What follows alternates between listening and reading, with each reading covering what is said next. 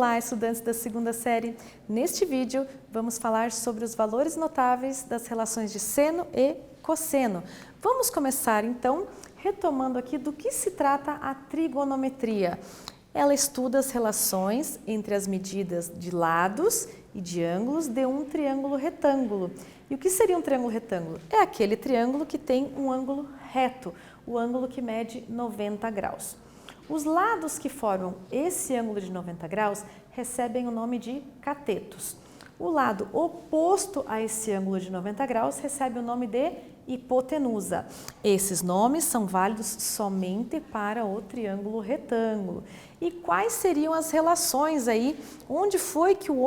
De onde que o homem trouxe isso? Uma das aplicações é a astronomia, tá? Que estuda aí a distância do Sol, da Lua e da Terra. Até nós conseguimos hoje prever quando teremos eclipses e tudo mais com essa análise triangular, e esse triângulo sendo um triângulo retângulo, tá bom? Então, aqui a distância C seria a distância da Terra até o Sol, a distância B da Terra até a Lua. Então, temos a hipotenusa e um dos catetos, considerando o ângulo de 90 graus. Então, visto uma aplicação, vamos ver aqui como que a gente calcula as relações trigonométricas no triângulo retângulo. Estamos falando de trigonometria. Trigono vem de 3, metria vem de lados. Vamos calcular aqui, então, 3 medidas de lados e 3 medidas de ângulos. Nós vamos relacionar aqui ângulos agudos, somente os ângulos agudos desse triângulo retângulo, com catetos e hipotenusa. Então, para qualquer um dos ângulos agudos de um triângulo retângulo, é válido que seno desse ângulo é a divisão do cateto oposto pela hipotenusa. Eu estou falando da medida deles, tá? Do cateto oposto da hipotenusa. Vale também que o cosseno desse ângulo agudo é igual à divisão da medida do cateto adjacente pela medida da hipotenusa.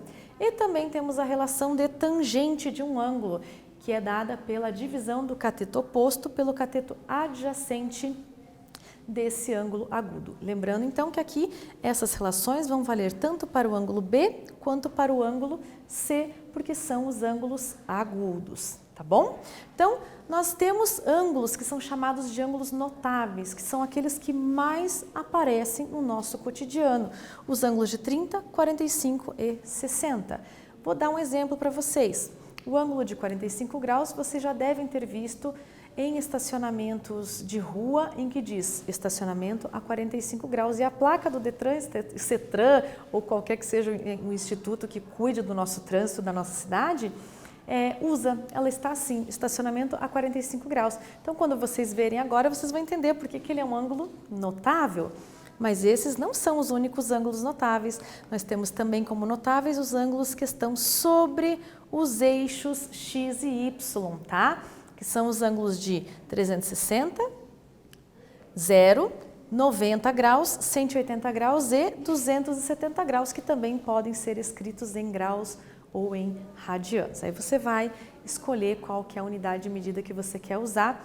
Lembrando que se eles são ângulos notáveis, aquela nossa tabela acaba crescendo. Nós temos valores de seno e cosseno para ângulos de 0, 30, 45 e 60, estão todos completos aqui. E também para os ângulos de 90, 180, 270 e 370 graus, 60 graus. Notem que aqui nessa tabelinha que eu trouxe para vocês, dividida para não ficar muito tumultuada num slide só, os ângulos estão em graus e também em radianos, tá?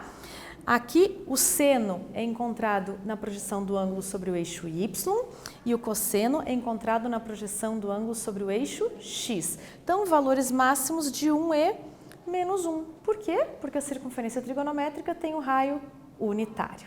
Então, nesse vídeo nós falamos sobre os valores de relações notáveis de seno e cosseno. Espero que vocês tenham gostado. Até breve.